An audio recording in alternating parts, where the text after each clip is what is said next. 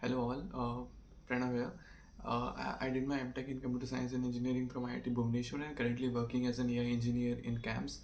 So it's been a while since I posted here, but आज मुझे लगा ये करेक्ट टाइम है कुछ चीज़ें आपको बताने के लिए क्योंकि गेट एग्ज़ाम अभी जस्ट ओवर हुआ है एंड बहुत सारे लोग अभी बहुत कन्फ्यूजन में होंगे कि किस इंस्टीट्यूट में अप्लाई करना चाहिए, क्या रैंक आएगी, कितना स्कोर आएगा, कैसे प्रिपरेशन जैसे की थी उतना मिलेगा या नहीं मिलेगा।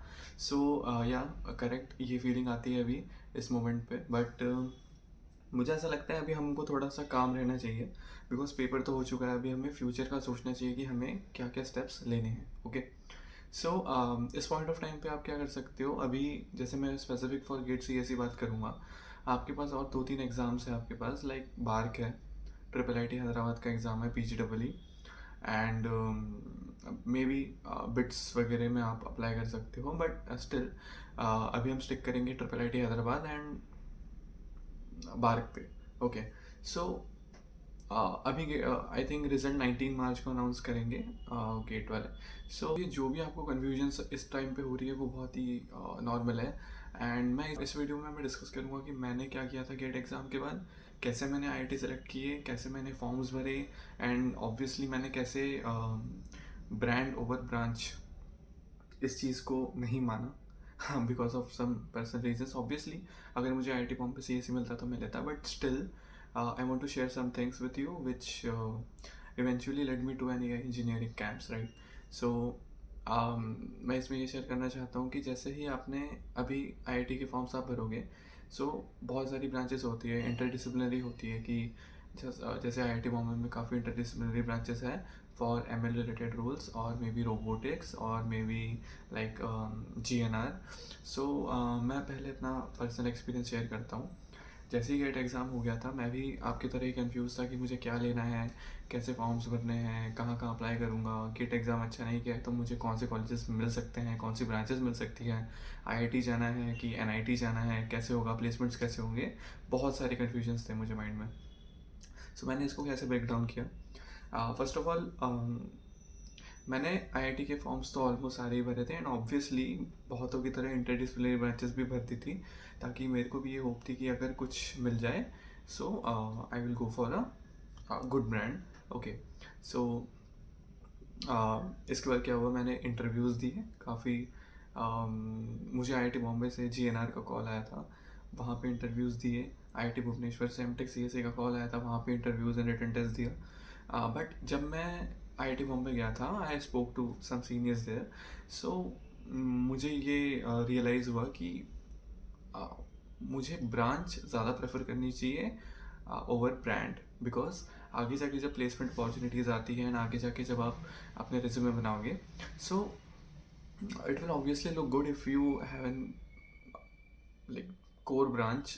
If you did MTech in your core branch, then some branches in which all the other branches are also eligible, because it affects somewhat a little bit in placements. Okay, so I will explain you everything because I was also the head placement coordinator in IIT Bhubaneswar for this 2025 batch, right? So मेरे experience से मुझे ये right decision लगा था कि मैंने M Tech CSE choose किया over M Tech GNR in IIT Bombay. So basically होता क्या है कि अब आप इस फेज़ में हो कि आपको कोई कॉलेज मिल जाए फर्स्ट ऑफ ऑल, ठीक है। So my suggestion would be apply in all the colleges, all the forms, everything, apply in everything, but select what matters to you most. Because अगर मैं CSE ब्रांच नहीं लेके कोई interdisciplinary branch ले लेता, मेरे साथ ऐसे बहुत पॉसिबल था होना कि मुझे बहुत CSE कंपनीज़ में जो SD और AI रोल के लिए आती है वहाँ एलिजिबल नहीं किया जाता, क्योंकि मैंने देखा हुआ है मेरे कॉलेज में प्लेसमेंट्स के टाइम पे कि जो इंटरडिसिप्लिनरी ब्रांचेस होती हैं उन्हें मोस्टली एलिजिबल नहीं रखा जाता है। So it will affect your placements in the end, भले अभी आपको कोई भी कुछ भी बोले, राइट। सो मुझे यही आपसे शेयर करना था मेनली। एंड सेकेंड थिंग ये है कि अभी आपको स्ट्रेस लेने से बेटर है आप रिवीजन करो, इंटरव्यू की प्रिपरेशंस करो। एंड मैंने अपना एक वीडियो बनाया था my interview experience at IIT Bhubaneswar, वो आप रेफर कर सकते हो कि इंटरव्यू में कैसे सवाल पूछे जाते हैं, कैसे लाइक कैसे लिया जाता है, कितना टाइम के लिए होता है, एवरीथिंग। सो आपको गेट कोर सब्जेक्ट्स पे अभी फोकस करना है, रिविजन पे मेनली, एंड सारे ही कॉलेजेस में अप्लाई करो, सारे ब्रांचेस में अप्लाई करो ऑब्वियसली, बट हाँ उन ब्रांचेस में अप्लाई करना है जो आपको सच में चाहिए, बिकॉज पैसे लगते हैं फॉर्म भरने के, एंड या इतने हम ज़्यादा फॉर्म भर के कोई मतलब भी नहीं है। जिन जिन ब्रांचेस में आपको चाहिए उन ब्रांचेस के आप भरो, इंटरव्यू कॉल्स आएंगे, अच्छे से इंटरव्यू दो, and be hopeful to get selected there. Okay, so next thing is, अभी आपको ये सोचने की ज़रूरत नहीं है कि आपको आईआईटी चाहिए, एनआईटी चाहिए, ये ब्रांच मिल जाए, वो ब्रांच मिल जाए, right? Apply everywhere, okay. Triple I T Hyderabad का भी एग्ज़ाम है, उससे अच्छे से दो। Triple I T Hyderabad is a very good college, very good placements, everything, my friends were also there. So या वो एक ऑप्शन है अभी आपके पास, स्ट्रेस लेने की ज़रूरत नहीं है।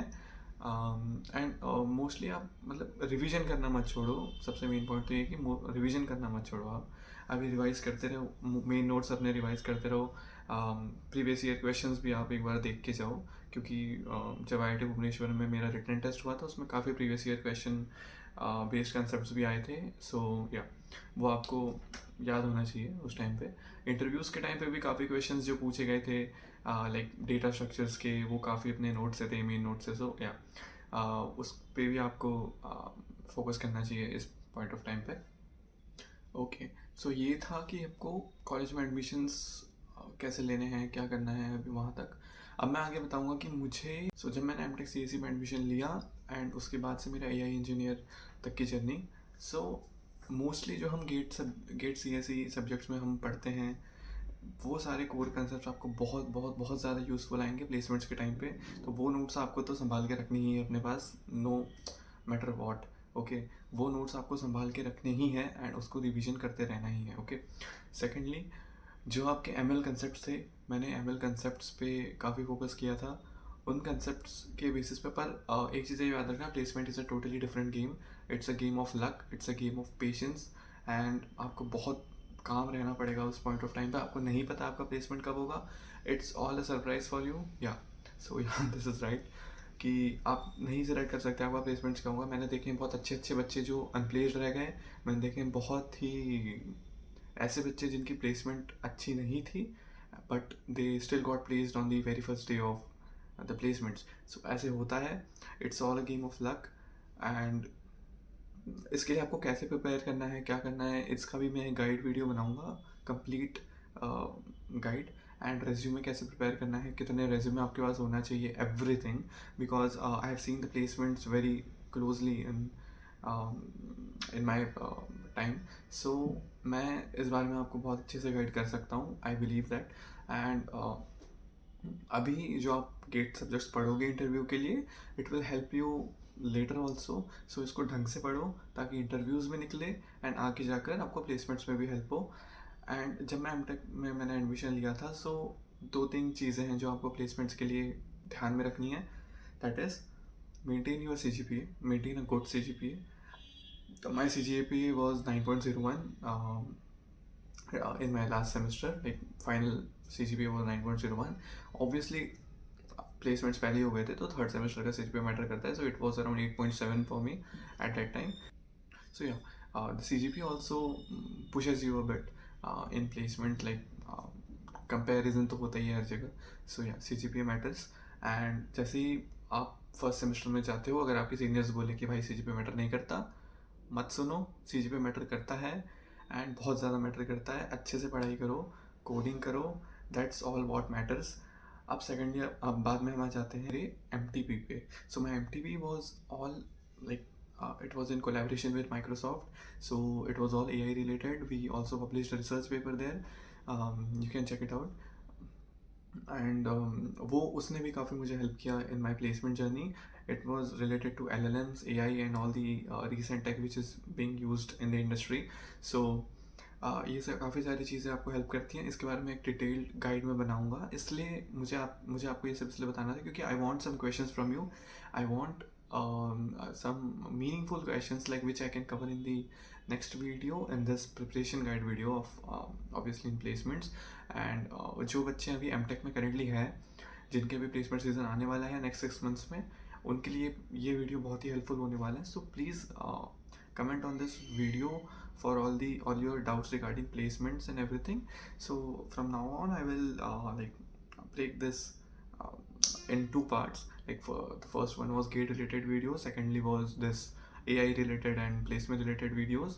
So help me out with the questions you have, right? So yeah, I think I've covered mostly everything in this video.